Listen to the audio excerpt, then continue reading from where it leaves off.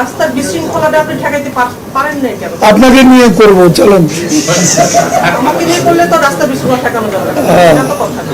আপনি তো অভিযোগই খালি করতে থাকেন সবসময়। আপনাকে তো পাই না, আপনাকে প্রশ্ন করতে পারি না না, আপনি পান না, আপনার ভাই আপনার বোন তারা তো পাচ্ছি। আমি প্রতিদিনই কথা বলছি। মানে বলতে আপনি তো অ্যাক্সিডেন্ট বা এই বড় ইস্যু হলে তখন পলিটিক্যাল কথা বলেন না, এই ইস্যু নিয়ে তখন তো বলেন না, আপনাকে তখন তো পাই না। আপনার না পাইলে আপনার ভাইটা, আপনার কাগজ আছে না? আমি তো এখানে না বসলে তিনি রেতে অথবা আমাদের ঢাকা জেলা অফিসে আমি বসি, তো আমি তো বসি। এখন আপনাদের এক কাগজে আপনি না থাকলেন আরেকজন থাকলো, তাকে দিয়ে প্রশ্ন করেন। আপনার মন্ত্রণালয়ের বিষয়ে একটা প্রশ্ন করি, সেটা হলো না না, আপনি বারবার প্রশ্ন করুন, আপনার প্রশ্নের জবাব দিয়েছি। মন্ত্রণালয়ের বিষয় কাদের ভাই, কারণ গত কয়েক বছর আপনি এই মন্ত্রণালয়ের রাস্তার শৃঙ্খলা ফিরানোর জন্য বারবার বলছিলেন, আপনি চেষ্টাও করছেন, কিন্তু সম্প্রতি এই ঈদের সময় আমরা যে পরিমাণ। আচ্ছা, এটা তো শুনলাম, এটা তো সবাই বলছেন, এই প্রশ্ন আগেও করেছেন, আপনি কোথায় ছিলেন? আপনি তো বয়সের মতো কোথায় চলে গেছে হঠাৎ, তুমি একটা মাথায় দিয়ে ভাষণ দিচ্ছি।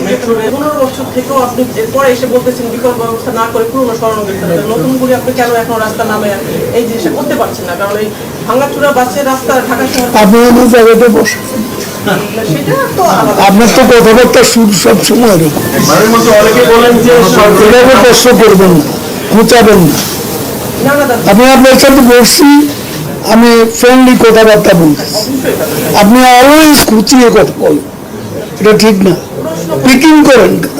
প্রশ্ন এইভাবে করেন আগে, আপনার এটা করার অভ্যেস। আপনি কি একাই এখানে লাশ করছেন?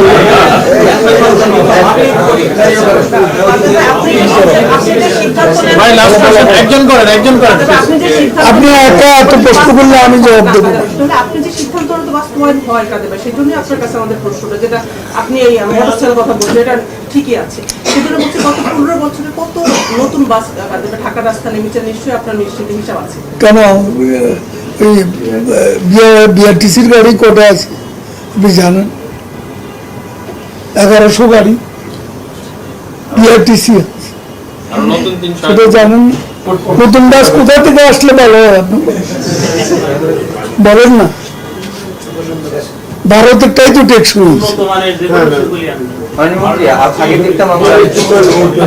এত প্রশ্ন কোন সাংবাদিক সম্মেলনে